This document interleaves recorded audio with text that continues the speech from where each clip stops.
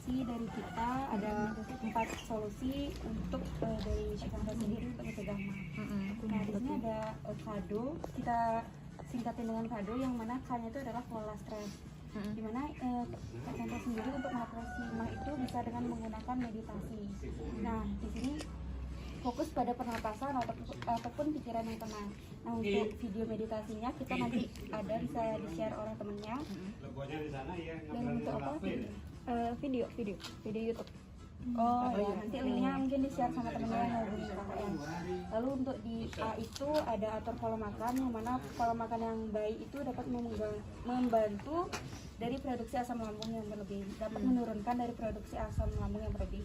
Nanti kita juga akan jelaskan dari isi piringku ya Kak ya, yang mana makanan-makanan yang boleh dimakan untuk menderita mah. Lalu untuk B sendiri, mungkin dari Kak Chandra kalau udah lama merasakan sakit perut karena karena mah itu bisa Kak Chandra segera periksakan ke dokter, karena kan kita tidak bisa self diagnosis ya, mendiagnosis sendiri gitu. Dan juga mungkin ada beberapa obat-obatan yang dari Kak Chandra sendiri tidak boleh diminum atau dikonsumsi, jadi mungkin bisa segera lakukan pemeriksaan ke dokter. Lalu untuk yang terakhir itu adalah olahraga, dimana untuk meringankan rasa sakit dari nanti kalau kambuh, mah itu kambuh, Kak Chandra bisa melakukan aktivitas fisik seperti contohnya kayak jogging, bersepeda ataupun berenang. Itu sih dari intervensi dari kami Kak. Untuk penjelasan isi piringku mungkin dijelaskan ya.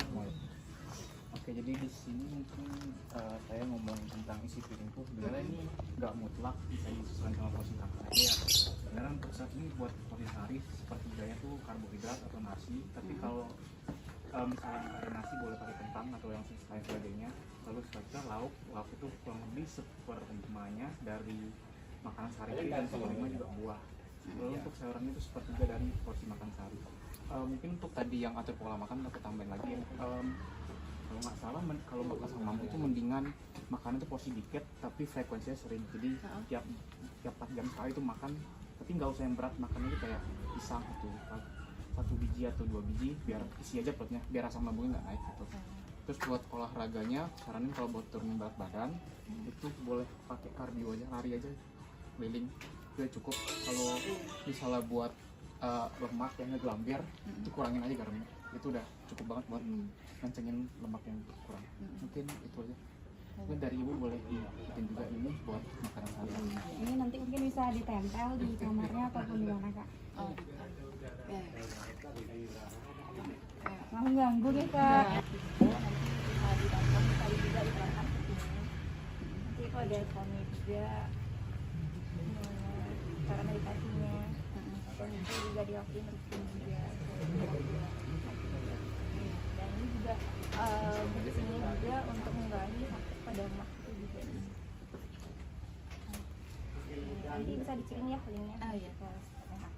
Kasih Kak. Ya, udah segitu ya. Oke Bu, jadi ini merupakan puasa dari isi piringku. Jadi selain kesadaran dari Kak Chandra sendiri untuk bisa mengurangi keluhan mah yang dirasakan, jadi ini juga butuh support dari Ibu untuk setidaknya membantu untuk menyiapkan makanan-makanan yang sehat untuk Chandra biar nggak kambuh lagi tuh mahnya Chandra. Jadi ini bisa Ibu lihat di sini. Jadi untuk isi piringku itu ada yang harus dipenuhi itu ada dari makanan pokok, untuk karbohidratnya, kemudian untuk lauk pauknya, untuk sumber protein kepada Chandra, untuk buah juga harus disiapkan untuk menambah serat dari makanan dari Kak Chandranya nanti, dan juga nanti harus didampingi dengan sayuran Ibu supaya nanti vitamin untuk konsumsi dari Kak Chandra itu bisa terpenuhi. Nah mungkin ini bisa setidaknya nanti membantu Ibu untuk selalu mengingat untuk membantu menyiapkan makanan.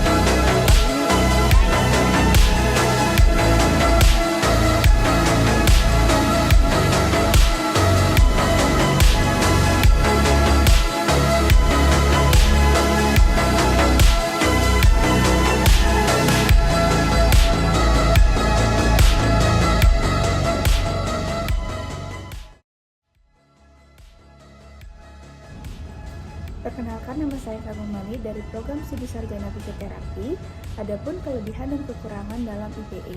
Kelebihan IPE yaitu kami dapat mengetahui peran dan batasan masing-masing profesi dalam menangani suatu kasus, serta kami juga dapat meningkatkan kemampuan komunikasi antar kelompok dan tanggung jawab atas tugas yang diberikan.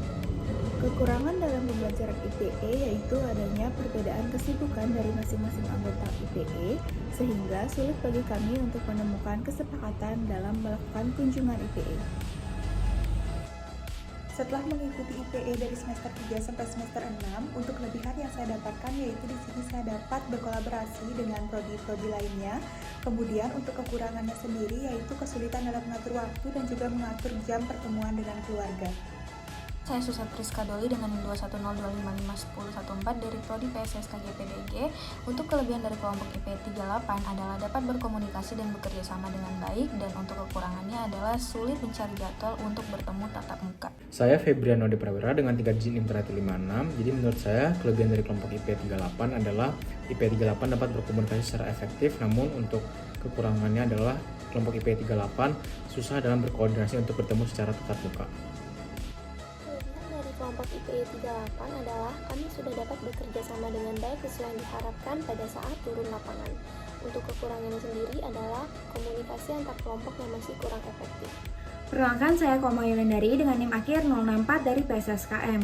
Untuk kelebihan dari kelompok ini yaitu anggota kelompoknya sangat bertanggung jawab, sehingga kita bisa membagi tugas dalam mengerjakan suatu proyek dan membuatnya menjadi lebih ringan dan juga efisien. Untuk kekurangannya, beberapa masih kurang responsif grup, mungkin karena memiliki kesibukan masing-masing. Kelebihan dari kunjungan IPE kemarin, kami bisa belajar untuk bekerja sama dalam tim dan memberikan persiapan yang maksimal sehingga memberikan intervensi yang baik kepada masyarakat. Sedangkan kekurangannya, kami perlu mempelajari situasi dan juga jadwal dari kegiatan dari masyarakat tersebut lebih dalam lagi. Terima kasih. Perkenalkan, nama saya Rita Primayuni dengan 3 digit yang terakhir 004 dari PSSKM. Kelebihan dari IPE yaitu saya bisa belajar terkait dengan program kesehatan di keluarga binaan. Kekurangannya masih perlunya satu grup besar yang memberikan informasi terkait dengan IPE sehingga tidak menunggu informasi dari teman maupun koordinator tingkat. Perkenalkan, nama saya Jason dengan NIM akhir 017 dari program studi psikologi. Untuk kelebihan kelompok 38 IPE yaitu kami bisa berkolaborasi dalam tim, sedangkan untuk kekurangannya yaitu kami sulit mencari waktu dalam bertemu secara tatap muka.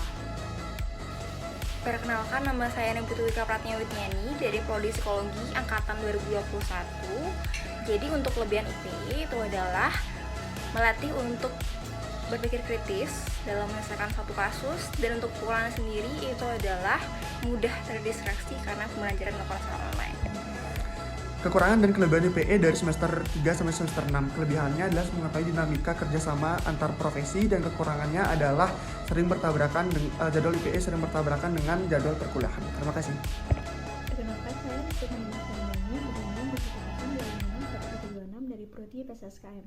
Adapun kelebihan dari kelompok IP 38 yaitu salah satunya kami mampu bekerja sama dengan baik dalam hal pengerjaan tugas kelompok yang diberikan. Sedangkan untuk kekurangannya salah satunya yaitu kami sulit untuk menentukan jadwal pertemuan secara tatap muka baik dengan anggota kelompok maupun dengan keluarga binaan.